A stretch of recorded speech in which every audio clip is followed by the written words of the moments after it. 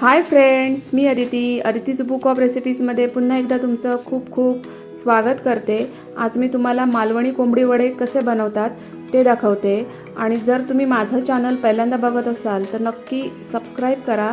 Subscription एकदम मोफत आहे।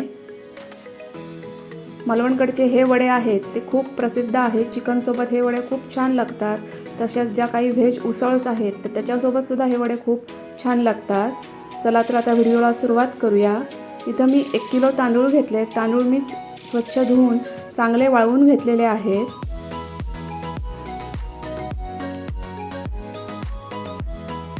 आता 1 किलो तांदळासाठी मी इथं ही अर्धा किलो ज्वारी घेतलेली आहे।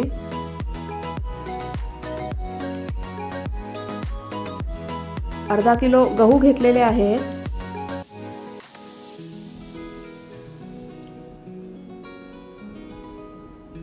1 कप धणे घेतलेले आहेत। 1/3 कप इथं ही चणा डाळ म्हणजे अर्धा कपपेक्षा कमी, अर्धा कप उडीद डाळ घेतलेली आहे। 1 चमचा मी याच्यामध्ये जिरं घातलेलं आहे। 1 चमचा मी याच्यामध्ये काळी मिरी घातलेली आहे। इथं मी अर्धा कप हे उकडे तांदूळ घातलेले आहेत। हा स्पेशल इन्ग्रेडियंट आहे।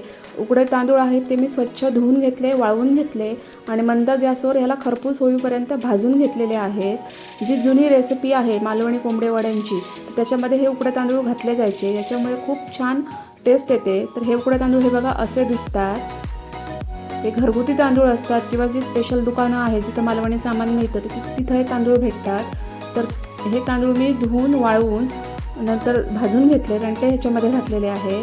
आता हे सगळं जे सामान आहे ते सगळं मी व्यवस्थित एकत्र केलेलं आहे। धण्यामुळे या वड्यांना खूप छान असा वास येतो आणि टेस्ट पण खूप छान येते। हे सगळं मी नीट आता एकत्र करून घेतलं।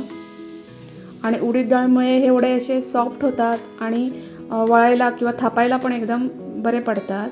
तर हे बघा मी ते पीठ करून आणलं आणि चाळून घेतलेलं आहे।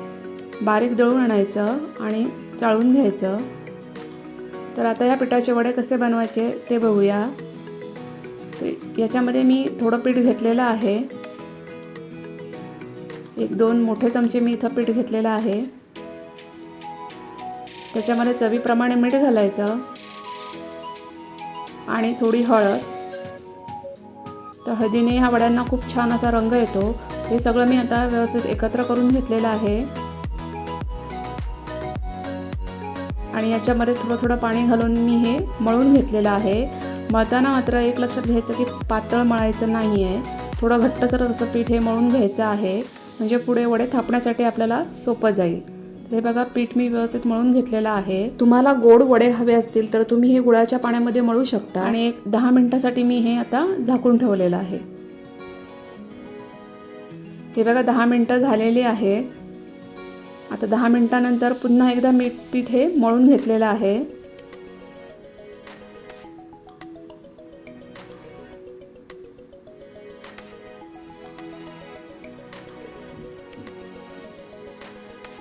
आणि याचे आता तुम्हाला जेवढे साईजमध्ये वडे पाहिजेत त्या साईजमध्ये याचे छोटे छोटे गोळे करून घ्यायचे।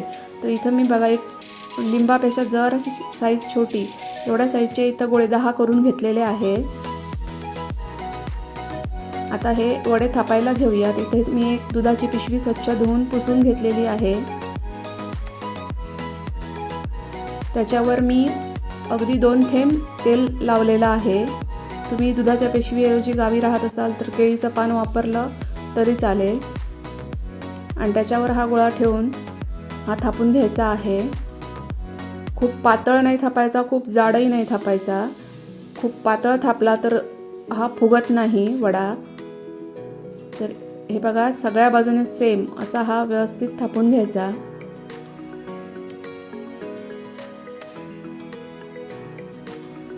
हे बघा तुम्ही बघू शकता सगळ्या बाजूने सेम असा मी हा थापून घेतलेला आहे। त्याची जाडी पण तुम्ही बघू शकता। एक 5 रुपयाचं कॉईन असतं तेवढी जाडी ह्याची ठेवायची। आता तेल मी व्यवस्थित गरम करून घेतलेलं आहे। तेल चांगलं गरम करून घ्यायचं आणि नंतरची गॅस फ्लेम आहे ती मीडियम ठेवायची आणि हा वडा आहे तो तळण्यासाठी सोडायचा। तेल मात्र तापलेलं असलं पाहिजे. तेल थंड असेल तर वडा अजिबात फुलणार नाही आणि तेलकट होणार.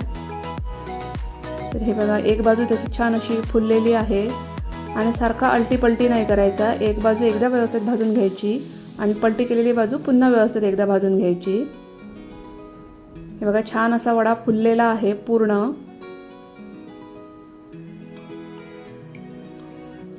आणि दोन्ही बाजूने हा व्यवस्थित भाजून घ्यायचा मीडियम गॅस फ्लेमवर.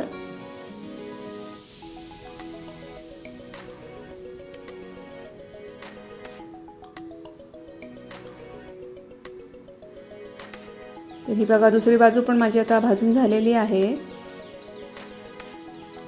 आणि हे बघा, पूर्ण आधी मस्त फुललेला असा सुंदर असा हा कोंबडी वडा तयार झालेला आहे. तर मी आता असेच सगळे आता आहेत ते तळून घेते.